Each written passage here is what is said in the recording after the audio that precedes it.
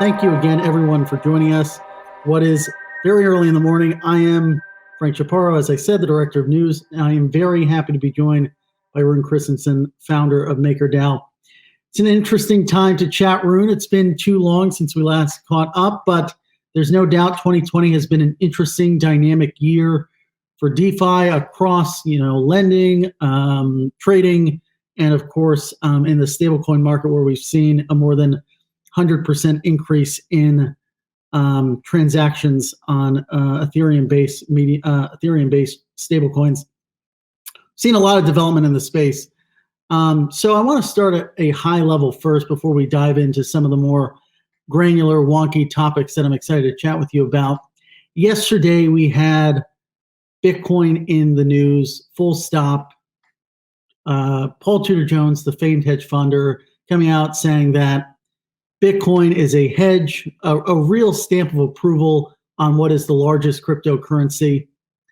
For folks who might be watching this a month from now, a week from now, for the guy who's watching right now, who's sending it to their cousin who may not be familiar with the stuff you are working on day in and day out, how do you convince someone like them or someone like Paul Tudor Jones, if they were watching right now, that there is value proposition just as much in the DeFi world as there is in Bitcoin, maybe as a safe haven asset?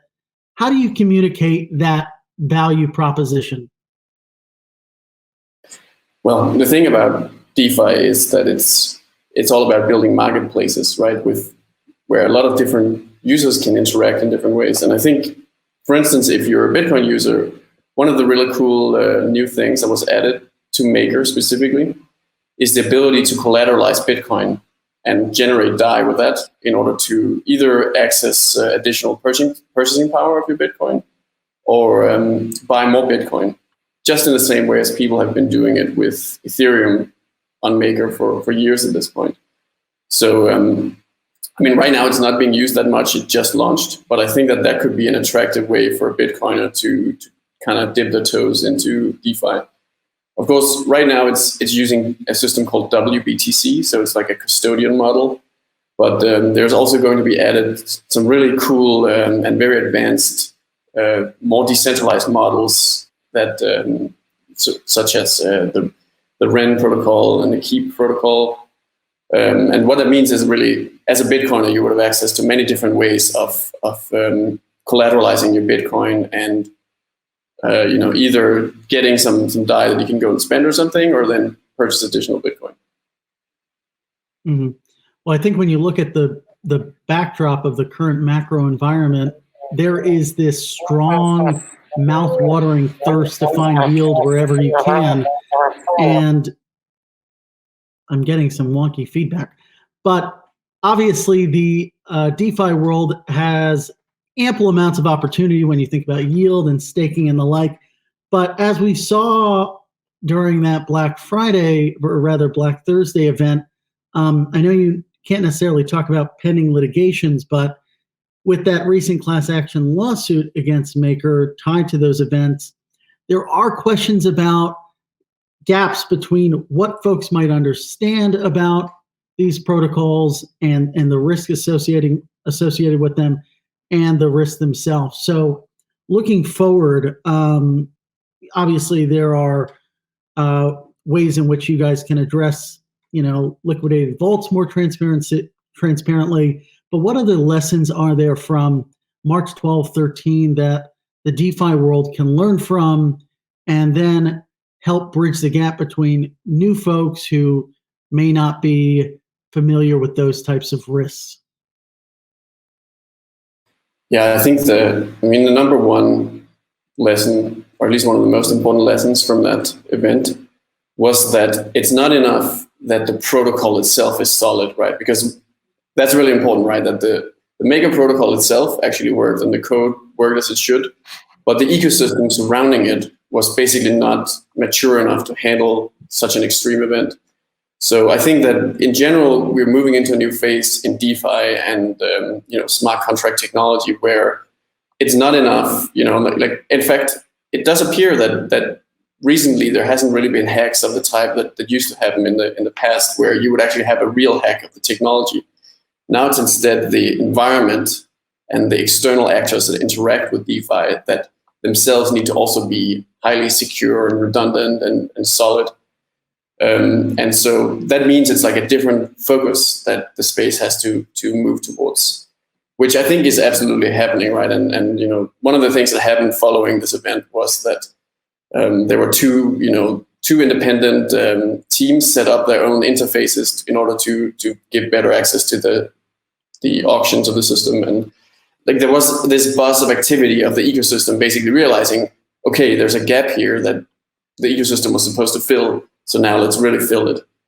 But the other thing that's also really important and that really like highlights basically the central, the central selling point of DeFi and something like Maker, right, is the reaction of the governance community, right? So Maker governance is really what it's all about. It's supposed to be a system that can actually learn and evolve and improve itself without requiring a central authority to guide its path. And I think that this event is exactly the kind of moment where you test that assumption and see, does the decentralized governance actually work? And I think it definitely did, right? Because what happened was immediately the community sprung to action and changed the parameters around the auctions. So they basically changed the trade-off so that, you know, they became less efficient, but then they became a lot more solid. And that means it's simply not possible for some similar event to happen because there's so much time to complete an auction now. And then on top of that, there was a number of other quick responses, including onboarding new collateral in order to better alleviate liquidity of the system. And then also just like, you know, real focus on how do we, in general, sort of incorporate this experience into the perspective of governance going forward. So, you know, that this can ultimately be a learning experience, right? Because on a long enough time scale, you're always going to have failures. And in fact, a system like Maker is designed to have that. It's designed to actually suffer big losses and be able to absorb those losses and then overcome them through the decentralized governance, learning from those experiences. And so actually a really great, obviously it was not really, overall, it's obviously not a good thing what happened with the auctions, but one of the positive takeaways from it is that the system actually became insolvent during this event, right? Which is something it's designed to do, because what it then does next is it autonomously recapitalizes itself by diluting the MKR token and then selling it off on the market in order to recapitalize automatically. And that's something that had never happened before. And so it's the first time ever that this happened, and the system actually was very successful in recapitalizing more than $5 million worth of value. So the fact that we've tested and seen at least that when there is a big loss to the system, when there's a big shock to the system, it does have these mechanisms to bring itself back into balance. And there's going to be losses like this again in the future. And so the question is, can governance handle it, and can the system properly absorb the loss so that everyone can move forward? And there's two key components to that I think are super fascinating. You're talking about governance, you're talking about new collateral types, and then you're also talking about liquidity. These are kind of the three core pillars when we're thinking about this topic. But I want to focus on governance first, right? One aspect of not only Maker, but open finance in general is the unique aspects of these governance structures. And you guys revealed not too long ago, right, the transition process, the 2-year transition process to sort of transfer governance power to the community in a sort of Bane from Batman sense. We're going to give the power to the people, right? Sorry for the early morning joke. But is this a pipe dream, right? When we think about the process of taking what some might view as extremely concentrated power and then opening that up, the main question I have related to that is, what incentives do you offer or lay out that can make that process a reality? And a follow-up question to that is, in your view, do you view the protocol as being run by maybe too few people, too few entities? But that can be a follow-up question. Yeah, I think I actually want to talk a little about the current state of governance in Maker first, because there's certainly some people out there that think that it's too centralized, and especially there's a lot of what I would call like fixation on the voting process itself, right? So the fact that when there is a big vote in Maker, it typically is something like 50 to 60 people that participate, and a lot of them are very big MKR holders, and so that can give small MKR holders or like regular people this impression that as a random person without tons and tons of MKR, there's no possible way you can impact governance of Maker, right? But the reality is that the voting process itself is actually only a small part of the overall governance process, right? Because the voters, they ultimately have to vote for something. And that, the question of what is it that's even being voted on, that question is actually, already today extremely, like it's handled in an extremely decentralized manner, where it's all decided by the core community on the forum. So forum.maker.com, it's a place where anyone can go to this place, and you can really see governance happen in action. And it's happened so many times at this point that it can't even count how many times it is. But like, there's been so many examples of a regular community member coming, having some idea, bringing it to the forum, having a discussion about it, and then eventually it becomes an actual vote, and it gets voted through by the big MKR holders. So there really is like a balance in the sense that there are some people, they participate by setting up kind of like the decisions, and then the big MKR holders, they are the ones that kind of like do I guess you can say, the sanity check and decide whether to take the risk on it or not, right? Because ultimately MKR holders do have skin in the game, right? So when they vote something through, that means they're now, taking the responsibility for that decision being the right decision. But all of this does not mean that in the foundation, we're not trying very hard to improve it even further, of course, right? In fact, that's essentially the reason why the foundation exists at this point. So we finished the protocol, and it's done, and it's working.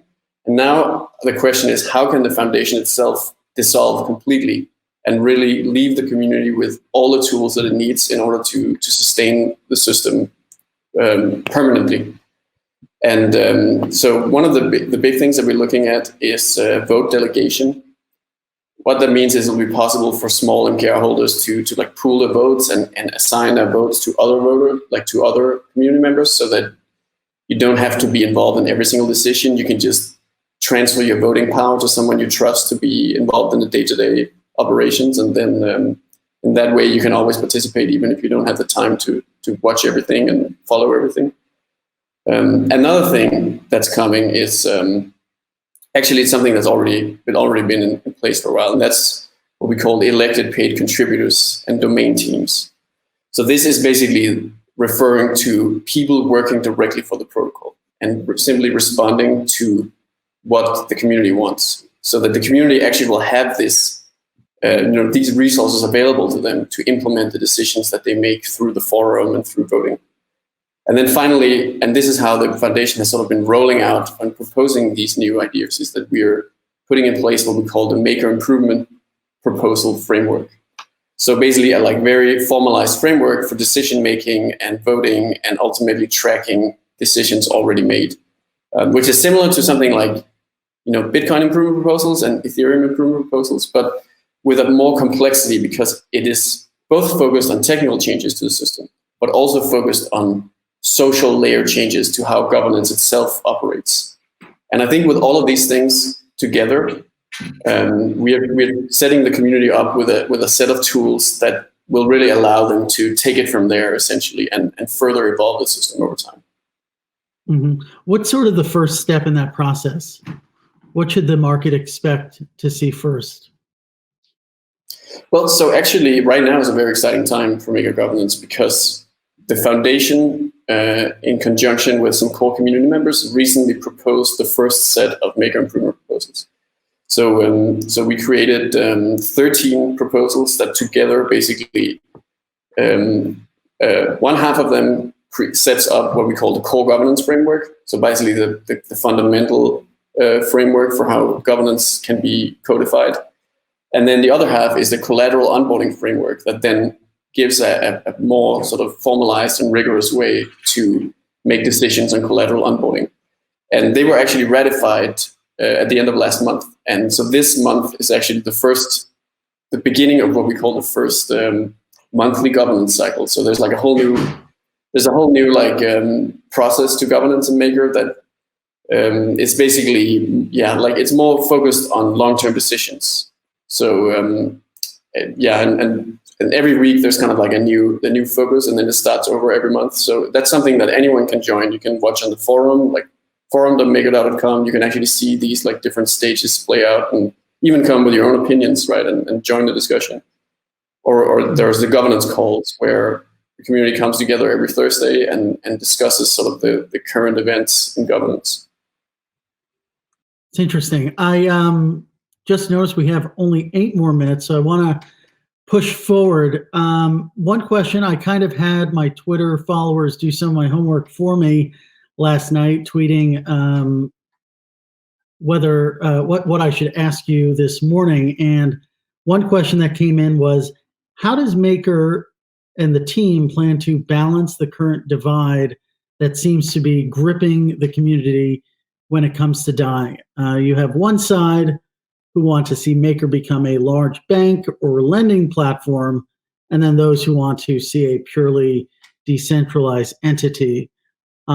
This is relevant to some of the questions around governance that we talked about, right? I mean, when you have a massively impressive paradigm shift in the way we think about money, and then this incredible protocol, you're obviously going to have different questions around how it should be run. And here's a very specific question. How do you think about it?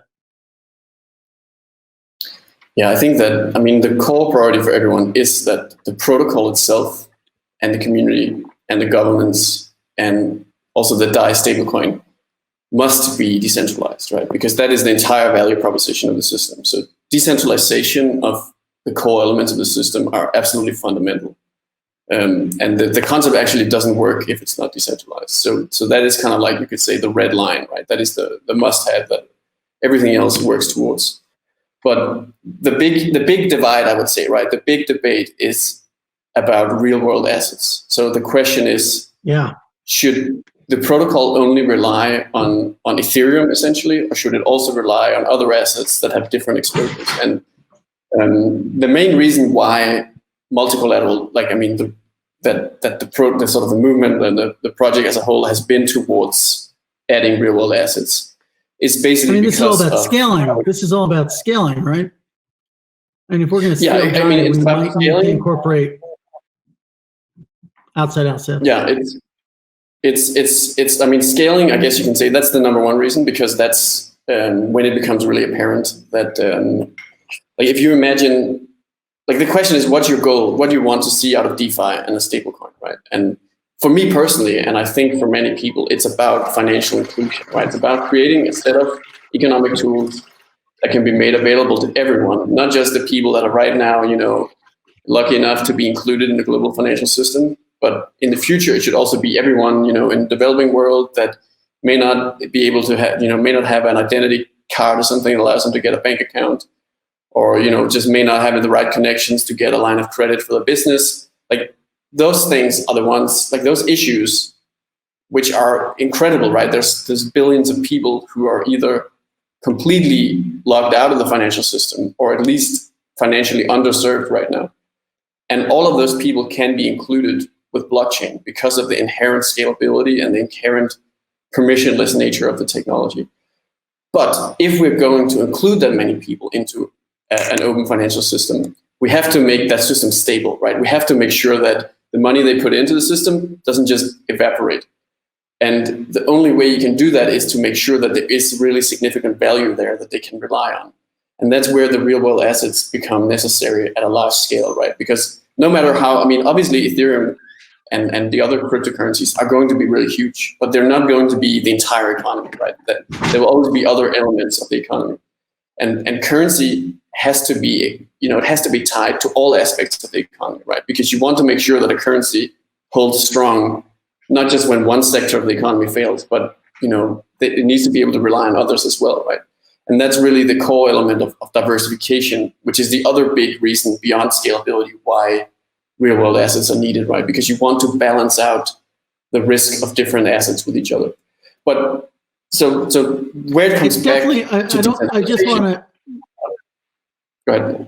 sorry, I just wanted to interrupt quickly. It definitely is a method of risk management, but I guess thinking of the broader macro picture, when you think about the fact that correlations are so basically all these assets are correlated, how does that impact the benefits of adding new collateral types for a risk management purpose? Well, so it's true that, let's say, during a pandemic or during a global financial crisis, ultimately, essentially all assets become well, a few don't, right? But like almost everything, all risk exposure, for instance, tends to be correlated, right? But it's still the case that the magnitude of volatility, even if everything's going in the same direction, it's going to be a different, with different magnitude, right? And there's also like, and this kind of like global systemic risk is also just one of the events that can happen, right? There's also the idiosyncratic risk of a single asset just failing, right? So ultimately, diversification always helps. And that is like, that's sort of the one fundamental truth that you can rely on, and when you get into investing for the first time, right, what the first thing everybody tells you is diversify, right? It's kind of like, it's one of the only things that actually like are known to just make sense. Though that doesn't mean that you can just talk about diversification and then just like do whatever and think that it's going to work out fine, right? Like it's not just about using many different types of collateral. It's also about assigning the right risk parameters for each of those types of collateral, right? So basically pricing that diversified risk correctly. And that's where the decentralized governance comes in, because that's the only possible way to do that at scale, right? Is to have a really well-functioning autonomous community that can make these kind of decisions. But what it really comes down to in the end then is the ability to spread out your losses over a larger period of time instead of having it all happen at the same time. Because if you can spread it out, you can absorb those losses in the same way that the Maker system was able to handle what happened on March the 12th, for instance. Mm-hmm. When we think about real world assets, what are some of the impediments in incorporating those as forms of collateral? What potential or additional risk might they introduce? Yeah, so I think the fundamental thing, and this is also what people have why people are hesitant to sort of think about real world assets in DeFi, is the counterparty risk, right? Because what's great about something like Maker right now is that it has very, very little counterparty risk, because almost all of the DAI is backed by ETH. And the counterparty risk is something that, those of us who've been in crypto for a long time, we're typically not very happy with that, right? It's not very nice to rely on a central counterparty, right? You kind of want to be your own bank, right? And that's the whole point of it. But what's interesting is that it's actually good to get a different type of risk, because any asset is always a trade-off of different risks, right? So while on one hand, Ethereum does not have any counterparty risk, it does have significant market risk, right?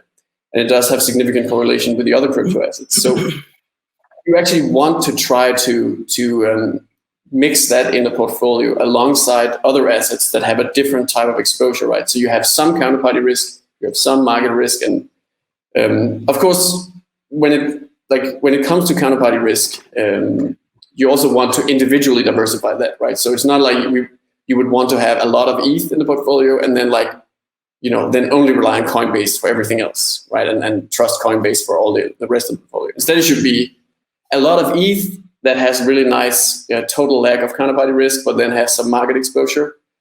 And then, hundreds or even thousands of assets that are, with hundreds of thousands of different counterparties that are spread all over the world, right? That hold all sorts of different assets with different, market exposure, that are exposed to different jurisdictions, different custodial models, different technical setups. And by spreading all this risk as widely as possible, you do obtain essentially decentralization as an emergent behavior, right? Because it starts to look like a network of nodes running a blockchain, for instance, right? Or the exchange ecosystem that powers the value of Bitcoin and Ethereum, right? I mean, it's true that today it would be possible for the governments to shut down Coinbase, for instance. But just because Coinbase got shut down, that's not going to, like, it doesn't mean that Bitcoin is now centralized or something like that, right? It would cause harm to Bitcoin, that's for sure, right? It wouldn't be nice if Coinbase got shut down and that entire source of buyer pressure disappeared. But it would not fundamentally impact the fact that Bitcoin is decentralized, the fact that anyone can hold it, right? You can send it to anyone. It's not possible to seize your Bitcoins out of your wallet, no matter what, right? And that's the same for DAI. It doesn't matter, even if there's centralized collateral backing the DAI. Sure, it could fail. It could turn out the collateral isn't there. It could turn out it would be impacted by some regulatory pressure. There could be all sorts of reasons. And actually, it will happen. For all of these different things will play out in different ways over time. And the question is, does it directly impact the DAI holders? And the answer to that question is, as long as the decentralized governance is good enough at diversifying the collateral, right, to ensure that when there is a loss, that loss is small enough and it's happening, at a time where the system is able to absorb the loss, right? And then maybe it happens again and again and again. But it's always going to be that whenever it happens, the governance will learn from that, from that loss, adjust its parameters correctly, and recapitalize itself, and then simply continue to improve. And then maybe it will turn out that in the end, there are some countries that need to be avoided entirely, for instance, or there are some asset classes that are just too volatile to even use at all. Whatever it is, as long as the decentralized governance is able to absorb the loss, stay alive, right? Then it's essentially the saying that what doesn't kill you makes you stronger. And we shall see. Well, I think this has been a really interesting conversation. Definitely getting me wide awake at 8:50, or now what are we at? 9:04 a.m. So a little bit over the time. Thanks to everyone for sticking through the end of my conversation with Rune Christensen, the founder of the Maker Foundation, MakerDAO. Rune, so great to catch up. Thanks so much for walking us through governance and multi-collateral potential real-world collateral types and DeFi and what you're expecting for Maker moving forward. Thank you very much. Thanks so much for having me.